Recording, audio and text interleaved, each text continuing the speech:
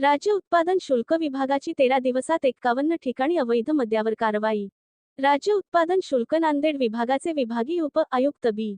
H. Tadvi यांनी दिलेल्या निर्देशानुसार लातूर जिल्ह्याचे अधीक्षक श्री केशव गो. राऊत, रावशु, लातूर यांच्या मार्गदर्शनाखाली विशेष गुन्हा अन्वेषणाच्या मोहिमेच्या अनुषंगाने 1 ते फेब्रुवारी 13 दरम्यान लातूर जिल्ह्यात अवैध मद्य निर्मिती, विक्री, वाहतूक विरोधात लातूर, उदगीर, निलंगा, चाकूर विभाग यांनी संयुक्तरित्या विशेष मोहीम राबवून एकूण 51 गुन्हे नोंद करण्यात आले। यात 48 आरोपींना अटक करण्यात आली।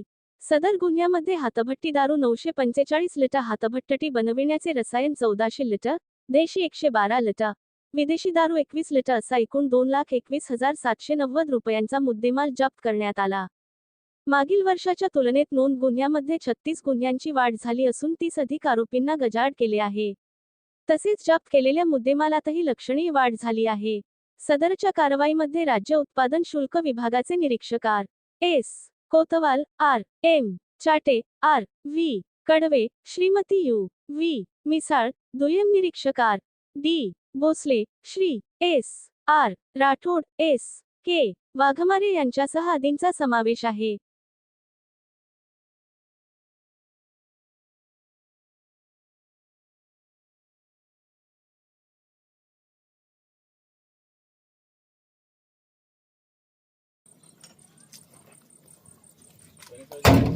पेपर मध्ये येत आहे बुड मारा त्यांना मारायची सवय आहे।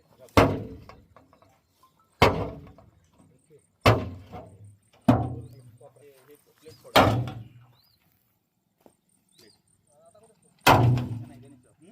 प्लेट समोर आतमधली आतली प्लेट मध्ये अच्छा हे